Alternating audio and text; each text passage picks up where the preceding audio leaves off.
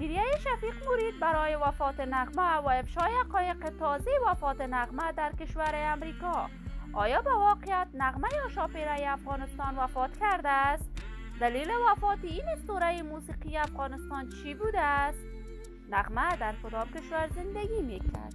من در این ویدیو پیرامون حقایق همین ماجرا خواهم پرداخت. پس در ادامه با کانال دنیا اینفو باشید.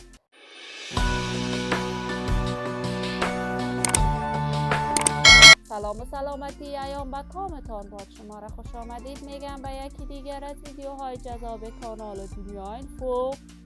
برای دوست شدن با این کانال علامت سابسکرایب را فشار دهید تا از ویدیوهای دیگر کانال دنیا اینفو هم آگاه شوید.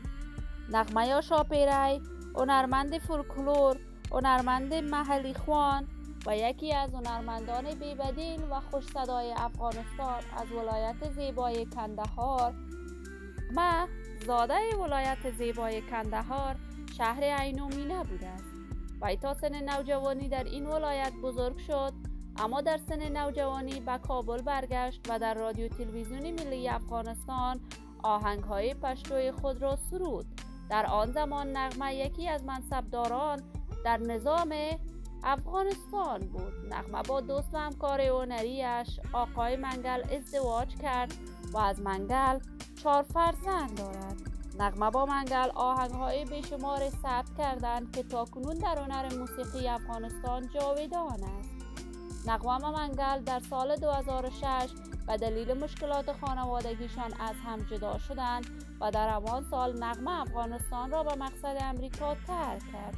وی در کشور امریکا زندگی می کرد، اما این روزها تصاویرش در صفحات مجازی درز کرده است که وفات کرده.